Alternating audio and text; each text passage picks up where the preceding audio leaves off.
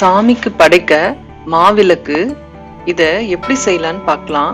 ஒரு சின்ன கப்ல வெல்லம் எடுத்திருக்கேன். என்னோடது சின்ன சைஸ் விளக்குன்றதுனால கொஞ்சமா வெல்லம் எடுத்திருக்கேன். அவங்கவுங்க சைஸ்க்கு தகுந்த மாதிரி வெல்லம் சேர்த்துக்கலாம். இப்போ இந்த ஒரு கப் வெல்லத்தை போட்டுட்டு அதே கப்ல பால் அளந்து வச்சிருக்கேன், 3/4 கப்பு. இதுல நான் பாதி வெல்லத்துல போட்டு ஒரு அரை மணி நேரம் ஊற வைக்க போறேன். எதுக்குன்னா பால்ல நல்ல வெல்லம் கரைஞ்சிரும். கரைஞ்சதுக்கு அப்புறம் அதை வடிகட்டி எடுத்துக்கலாம். ஏன்னா வெல்லத்துல மண்ணு தூசுலாம் நிறைய இருக்கும். அதை தனியா எடுக்கிறதுக்கு இது ஒரு நல்ல வழி. இப்போ இது அரை மணி நேரம் ஊற வைக்கலாம். ஊற வச்சதுக்கு அப்புறம் பாத்தீங்கன்னா நல்ல வெல்லம் பாலோட கரைஞ்சிரும். இப்ப பாத்தீங்கன்னா நல்லா வெல்லம் கரைஞ்சிருச்சு. இப்போ இதுல இருக்க தூசு மண் எடுக்கிறது ஈஸியா இருக்கும். இதை ஒரு வடிகட்டி வச்சு நல்லா வடிகட்டிடலாம். அந்த தூசு மண்ணு எல்லாமே தனியா வந்துடும். இப்போ நல்ல வெல்லம் கிடைச்சிருச்சு நமக்கு தனியா. இப்போ இதுல பச்சரிசி மாவு சேர்த்து நம்ம விளக்கு செய்திடலாம். இந்த வெல்லத்துக்கு தகுந்த மாதிரி மாவு போட்டுக்கலாம். இதுக்கு நான் ஒரு 5 ஸ்பூன் அளவுக்கு போடுறேன். அதுக்கப்புறம் தேவை நம்ம சைஸுக்கு பொறுத்து அந்த பால் போட்டு நம்ம சேர்த்துக்கலாம்.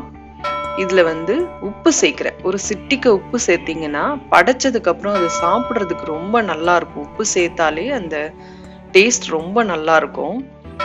அதுக்கப்புறம் கொஞ்சமா நெய் சேர்த்துக்கலாம். நெய் சேர்த்தோம்னா அந்த மாவு பிசைய நல்ல பதமா வரும். அதுக்காக இந்த நெய் சேர்க்கிறது. இப்போ நெய் சேர்த்துட்டேன்.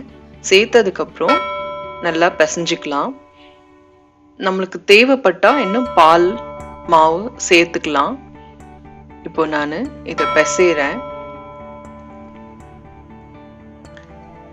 நம்ம எந்த தெய்வத்தை நினைச்சு இந்த மாவிளக்கு செய்து படைக்கிறோமோ அந்த தெய்வத்தோட அருள் கிடைக்கும் அப்படிங்கிறது ஐதீகம். இப்போ இது நல்லா பிசைஞ்சாச்சு. எனக்கு கம்மியா இருக்கிறதுனால இன்னும் வெல்லம் பால் வடிகட்டி வச்சது இன்னும் மீதி இருக்கு. அதையும் சேர்த்து போட்டு கொஞ்சம் மாவு சேர்த்து நல்லா பிசைஞ்சுக்கிறேன்.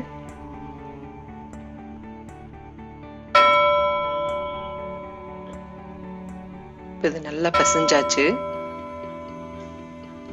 இப்போ இதை நல்லா ரவுண்ட் ஷேப்புக்கு கொண்டு வந்துடலாம். இப்போ நல்லா பிசைஞ்சாச்சு. நல்லா பதமா வந்திருக்கு மாவு.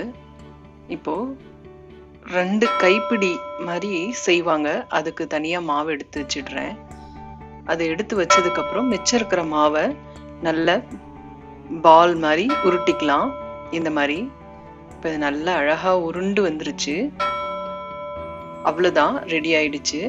இதை சென்டர்ல விரலால கொஞ்சம் ப்ரெஸ் பண்ணீங்கன்னா குழி மாதிரி விழுந்துரும். அது விளக்கு ஏத்துறதுக்கு அந்த இடம் நல்லா வாட்டமா இருக்கும்.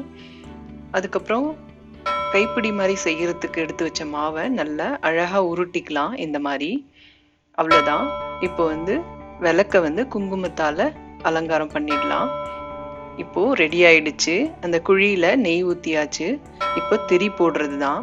திரிய ஒரு பக்கம் நல்லா திரிச்சிட்டு ஒரு பக்கம் விட்டுட்டீங்க அப்படின்னா உருளையா வந்துரும். அது நடுவுல அழகா நிக்கிறதுக்கு வாட்டமா இருக்கும். இப்ப பாத்தீங்கன்னா திரியும் அழகா நின்றுச்சு. மாவிளக்கு ரெடி ஆயிடுச்சு. நான் செய்த மெத்தட் உங்களுக்கு ரொம்ப யூஸ்ஃபுல்லா இருக்கும்னு நினைக்கிறேன். தண்ணிக்கு பதிலா பால் போட்டு செய்தீங்கன்னா இந்த மாவிளக்கோட சுவையும் ரொம்ப நல்லா இருக்கும். ட்ரை பண்ணி பாருங்க. நன்றி, வணக்கம்.